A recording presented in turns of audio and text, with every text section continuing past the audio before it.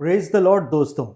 आज एक बार फिर से एक नई प्रोफेसी अपडेट लेकर के आपके सामने हाजिर हुआ हूं।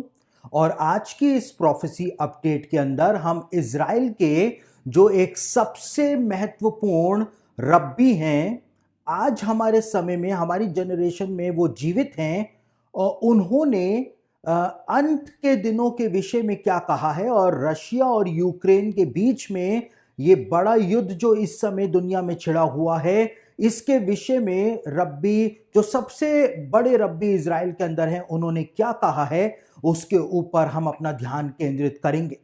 और आज हम 94 इयर्स के जो एक महान यहूदी रब्बी इज़राइल के अंदर रहते हैं, जिनके लिए माना जाता है इज़राइल में और पूरी दुनिया में रहने वाले यहूदियों में कि वो रब्बी जो है वो आत्मिक जीवन के एक दूसरे आयाम के अंदर पहुंच चुके हैं। बहुत ही माने हुए वो रब्बी हैं और उनका नाम है रब्बी खायम कनित्स्की।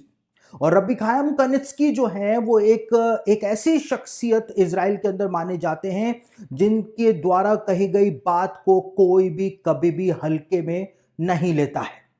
आपको रब्बी खायम कनित्स्की के बारे में यदि मैं बताऊं तो 2015 में जब रब्बी खायम कनित्स्की 87 ईयर्स के थे, उस समय उन्होंने इस बात का ऐलान कर दिया था। हालांकि रब्बी खायम कनित्स्की ना तो कभी किसी से मिलते हैं ना किसी से वो बात करते हैं, लेकिन उन्होंने इस बात का ऐलान 2015 में कर दिया था। इज़राइल के मंत्रियों को भी उन्होंने ये बात बता दी थी कि मसीह जो है उसके आगमन का समय हो गया है और अपने जीवनों को आप लोग तैयार कर लीजिए। और रब्बी खायम कनित्स्की के इस आह्वान के ऊपर 2015 में इज़राइल के अंदर लाउड स्पीकर्स लगा करके यरूशलेम के अंदर ये अनाउंसमेंट की जानी शुरू हो गई थी कि मसीह के आगमन का समय हो गया है। साथ ही 2018 में मैं आपको रब्बी खायम कनित्स्की का कद बता रहा हूं और उसके बाद मैं बताऊंगा कि उन्होंने हाल ही के अंदर जो रशिया और यूक्रेन का युद्ध चल रहा है उसके विषय में जब उनसे पूछा गया, हालांकि वो किसी से मिलते नहीं हैं, बात नहीं करते हैं, 94 इयर्स के हो गए हैं, लेकिन उसके बावजूद उन्होंने क्या जवाब दिया है। 2018 में अमेरिका के जो पूर्व राष्ट्रपति थे डोनाल्ड ट्रंप, उन्होंने अपने दो सबसे खासम खास मंत्रियों को रब्बी खायम कनित्स्की के पास यरूशलेम भेजा था। और डोनाल्ड ट्रंप जो थे उनके मंत्री जब यरूशलेम में पहुंचे और जब उनको बताया गया खायम कनित्स्की को कि अमेरिका के दो मंत्री आपसे मिलने आए हैं, तो उन्होंने उनसे मिलने से इनकार कर दिया क्योंकि वो किसी से मिलते नहीं हैं, किसी से बात नहीं करते हैं। लेकिन जब उनको ये बताया गया कि अमेरिका के राष्ट्रपति डोनाल्ड ट्रंप के द्वारा इन दोनों मंत्रियों को भेजा गया है, तो वो उन मंत्रियों से मिलने के लिए तैयार हुए। और 2018 में अमेरिका के भूतपूर्व राष्ट्रपति डोनाल्ड ट्रंप ने अपने दो मंत्रियों को रब्बी खायम कनित्स्की के पास इसलिए भेजा था, ये पूछने के लिए भेजा था कि आप हमको बताइए कि क्या मसीह के आने का समय हो गया है या हमको अभी और इंतजार करना है।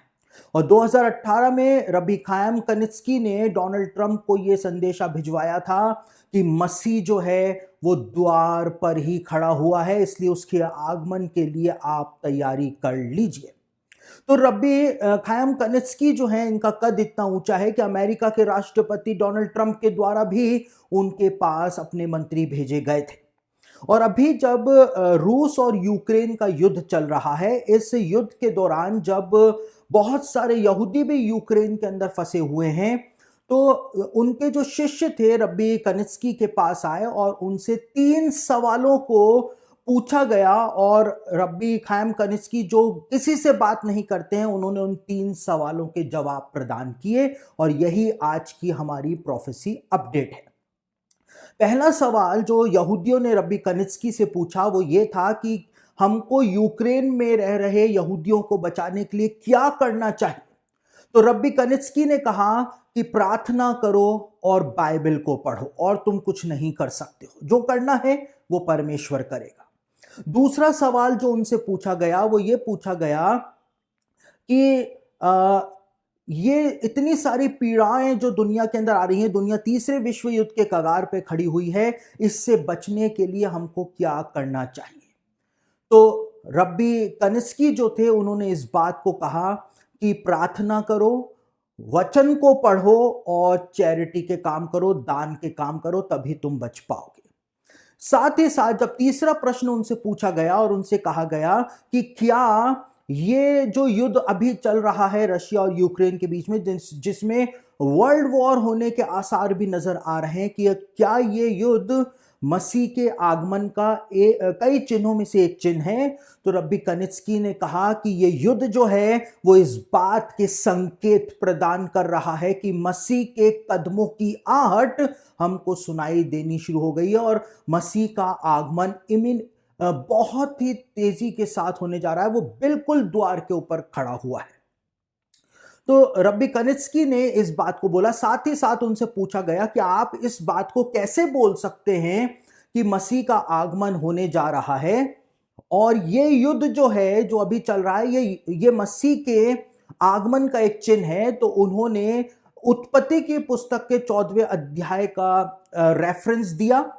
और इस बात को बताया कि यहूदी ग्रंथों के अंदर लिखा हुआ है कि जैसे जेनेसिस 14 में कदोल ओमेर और उसकी सेनाओं को इब्राहिम के द्वारा हराया गया था, बड़ी सेनाओं को इब्राहिम के द्वारा हराया गया था, उसी प्रकार से इस युद्ध का अंत गोग मागोग के युद्ध पर जाकर के होगा। और जैसे इब्राहिम ने कदोल ओमेर और उसके साथी राजाओं की सेनाओं को हराया था, वैसे ही यहूदी लोग गोग मागोग का युद्ध जीत जाएंगे, जो कि मसीह के आगमन का एक बहुत बड़ा चिन्ह होगा। साथ ही उन्होंने एक प्राचीन यहूदी ग्रंथ की भविष्यवाणी को भी कोट किया और कहा कि लिखा हुआ है उन भविष्यवाणियों में कि जब देश एक दूसरे को टॉन्टिंग करने लगे, एक दूसरे को ताने मारने लगे, एक दूसरे के खिलाफ बयानबाजी करने लगे, तो तुम समझ जाना कि मसीह जो है वो द्वार के ऊपर खड़ा हुआ है। और रब्बी कनित्स्की ने कहा कि आज बिल्कुल वैसा का वैसा ही हो रहा है। तो रब्बी कनित्स्की ने इस बात को साफ कर दिया है कि ये युद्ध जो है वो कोई साधारण युद्ध नहीं है, लेकिन मसीह के आगमन की एक और सीढ़ी जो है वो हम चढ़ चुके हैं और मसीह का आगमन अब कभी भी हो सकता है। तो ये रब्बी कनित्स्की के विचार हैं। हम मसीही लोग इनको मानना चाहें तो हम मान सकते हैं और यदि नहीं मानना चाहें तो उसमें भी हमारा कोई भी नुकसान नहीं।